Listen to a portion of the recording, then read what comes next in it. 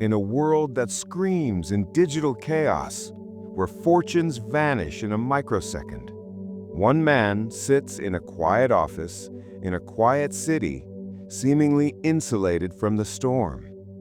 He doesn't trade, he doesn't panic, he just waits. They call him the Oracle of Omaha, but an oracle only recites the future. This man built it. The world sees a grandfatherly figure eating at McDonald's, but that image is a disguise. The real Warren Buffett is an enigma, a puzzle built not of stocks and bonds, but of something far more elusive, a perfect, unbreakable system. And the blueprint for that system wasn't drafted on Wall Street. It was assembled, piece by piece, in the last place anyone would look. This is The Forge, Omaha, 1930, the year the financial world had ceased to exist. Into this world of absolute scarcity, Warren Buffett is born. His father, Howard, is a stockbroker, a profession that, at the time, was like being an undertaker in a town with no one left to bury. Young Warren wasn't just born into the Depression. He was molded by its central, terrifying question: what happens when everything you trust simply evaporates? While other children played with toys, Warren was drawn to the whispers in his father's office, the ghost stories of money that had disappeared, and the few strange tales of money that had survived. This wasn't a child. This was a system in its larval stage. At age 6, he wasn't buying candy. He was buying Coca-Cola six-packs from his grandfather's store for 25 cents and reselling them by the can for a 5-cent profit. A tiny arbitrage. At age 10, he read every book on investing in the Omaha Public Library. By 11, he was in the game. He bought his first stock, 3 shares of Cities Service Preferred. He watched it drop, held on with a child's terror, and sold it the moment it recovered for a tiny profit. And then he watched it soar. The loss was negligible. The lesson, however, was permanent. The market is a machine, and patience is the key that turns the engine. The system was upgrading. He moved through his early education like a man on a clock. He was brilliant, but he was also incomplete. He applied to his dream school, Harvard, the epicenter of financial prestige. And Harvard said no. "You're not what we're looking for," the interviewer told him.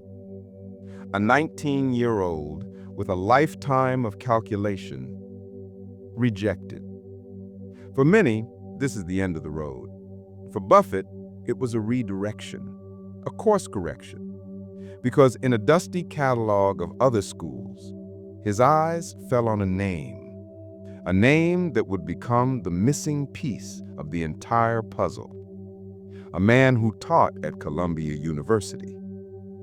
A man named Benjamin Graham. Benjamin Graham, the father of value investing. If investing was a religion, Graham was its high priest, and his books, Security Analysis and The Intelligent Investor, were its gospels. This wasn't the gambling Buffett saw on Wall Street. This was different. This was a philosophy. Graham proposed a radical idea. The stock market is not a guide, it is a servant. He called it Mr. Market, a manic-depressive partner who some days offers to sell you his share of the business for pennies, and other days begs to buy yours for a fortune. The secret? Ignore him. Focus only on the real, tangible value of the business, and always demand a margin of safety. For Buffett, this was not education, this was revelation.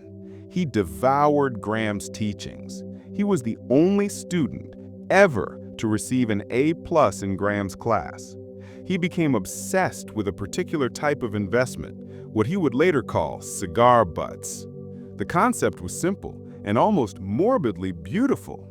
You find a cigar on the street, one that has been thrown away, but still has one good puff left in it.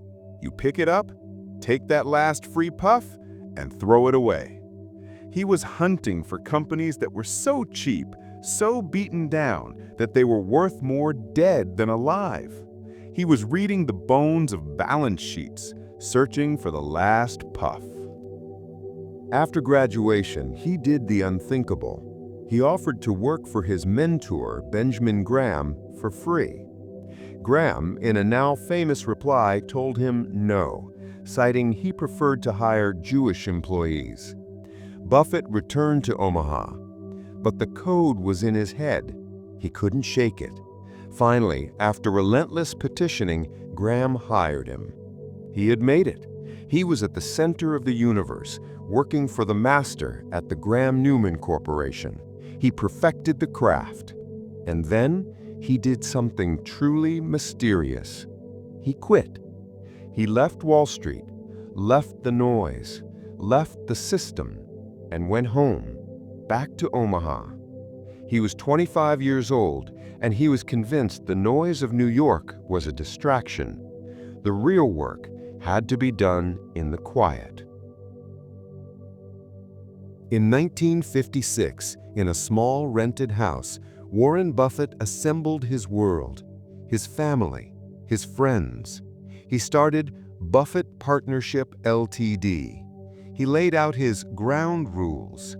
He wouldn't tell them what he was buying. He wouldn't promise them profits every year. But he did make one singular promise. He would not take a dime in fees unless he beat the market. He was betting on himself. He started with just over $100,000. He wasn't just managing their money. He was running a cipher, an algorithm that Wall Street couldn't understand. He was buying cigar butts, finding obscure companies, conducting workouts. And the machine began to work. The cigar butt strategy was profitable, but it was small. He was looking for something else, a vehicle. And in 1962, he found it. A failing textile mill in New Bedford, Massachusetts, named Berkshire Hathaway. By all accounts, it was a ghost ship. The entire American textile industry was dying, moving south. But Buffett looked at this dying company, and he didn't see a mill. He saw a structure. He saw a public company with assets on its books. He started buying the stock. He bought it cheap. He bought it aggressively. He bought it until he had control. The old managers didn't know what hit him. The oracle had just secured his vessel. This is the moment the code truly activated. He didn't try to save the textile business. He used Berkshire as a shell. He took the meager profits it generated and used them to hunt for bigger game. In 1967, he bought his first insurance company, National Indemnity, and this was the final piece of the enigma: insurance. Why? Because of the float, the mountain of cash that customers pay in, premiums that the company gets to hold, invest, and keep the profits before it has to pay any claims. He had found an engine that paid him to provide the fuel. The kid from Omaha, rejected by Harvard, was no longer just a cigar butt picker. He was an architect. He had built his machine, and it was just beginning to turn. The snowball was at the top of the hill, and it was perfect.